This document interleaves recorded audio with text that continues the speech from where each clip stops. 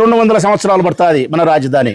ఏ విధంగా 100 సంవత్సరాలకు ఆయన మరణించి, నారా చంద్రబాబు నాయుడు గారు 100 సంవత్సరాలకు మరణించి మళ్ళీ మన కోసం అవతరిస్తాడు. కేవలం మీకోసమే అవతరిస్తాడు. ఈ రాష్ట్ర ప్రజలను ఉద్ధరించడం కోసం మీకోసం మళ్ళీ పుడతాడు. ఈ రాష్ట్రంలోనే పుడతాడు. మళ్ళీ ముఖ్యమంత్రి అవుతాడు. మళ్ళీ 100 సంవత్సరాలు బతుకుతాడు. రాజధాని నిర్మాణాన్ని పూర్తి చేస్తాడు. నేనుంటానా నువ్వు ఉంటానంటే మనం పాపులం. మనము పుట్టి ఉండం. ఒకవేళ పుట్టినా కానీ కుక్కల, నక్కల, పిల్లిల, పందిల, పశువులాగా పుట్టింటాం. మనం పాపులం కాబట్టి.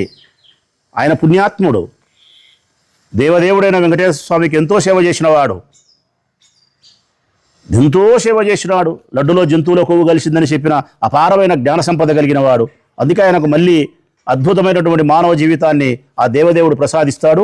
మనం చూడకపోవచ్చు, కానీ మన భావితరాల పిల్లలు నారా చంద్రబాబు నాయుడు గారి నేతృత్వంలో 200 సంవత్సరాల తర్వాత మహేంద్రుడు అసూయపడగలిగినంతటి దేవతల రాజధానిని నిర్మిస్తాడంట.